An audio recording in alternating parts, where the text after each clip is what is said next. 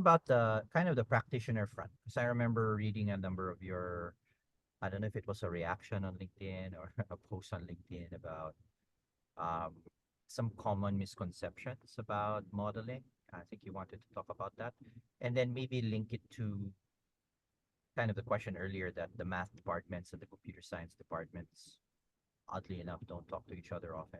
That's actually the case here in the Philippines as well, right? So, any thoughts on that? Like how machine learning is being abused accidentally by practitioners? Um, this is not something I can assess actually. Um, frankly speaking, I don't know. I mean, one of my concerns is um, that it's not so much abused by the practitioners. It's more like a lot, people who develop it don't really educate the public. So it's not really the intentional abuse that happens. It's mostly out of ignorance.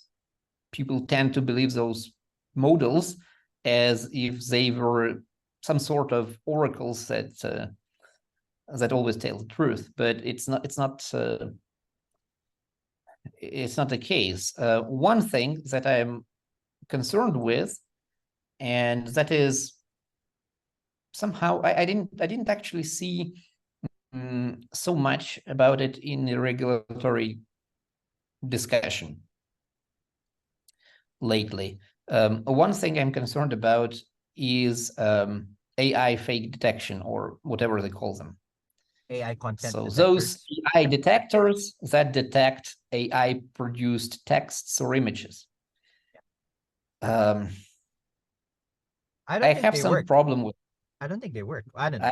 I don't think they work either. Yeah. And the thing is, I strongly believe there are mathematical reasons why they cannot work. Yeah, sure. And the reason is actually simple. As we know, what a model does, ideally, it learns a statistically probabilistical distribution from a set of samples. So your data set is learned by the model, but what in fact happens mathematically is that this is a distribution of features that you want your model to learn. Now, humans also produce data that falls into some distribution, be it text or image, but this is the data we produce. So there is some human distribution here, and there is some machine distribution there, right? And the question is, how much do they coincide? And of course, what machines do, they learn from a human distribution. And if they learn this distribution rather well, then once you have your detector and you test it, you will do the following. You will sample from the human distribution and from the machine distribution and ask your detector which sample belongs to which distribution. But if those two distributions are essentially identical, no detector will ever tell you with good probability which is which. I mean, it's just a mathematical fact. You show your detector some samples, and they're sampled from essentially the same distribution. So the only way, I mean, the only hope is that the human distribution of data is still somehow different from a machine distribution. So the hope is basically that machines learn badly. Yeah, so I sort of agree with that. in this case.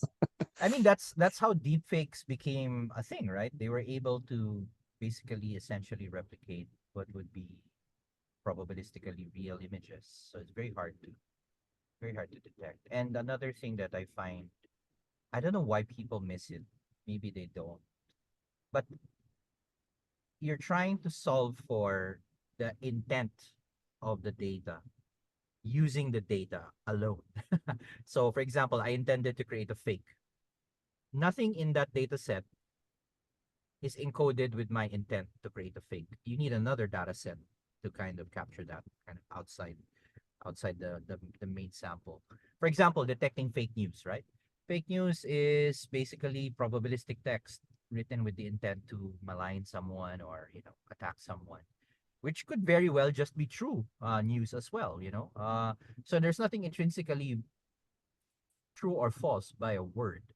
You need another data point that kind of identifies that as, hey, look, that's malicious.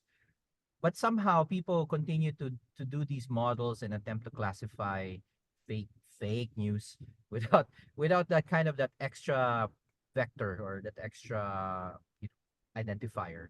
So I think it's a lost cause unless you find a way of identifying intent, which is another data set which someone must have tagged with whatever bias they have. I think it's a lost cause. I don't think it can, as you said, and you approached it from a more mathematical standpoint. You're correct.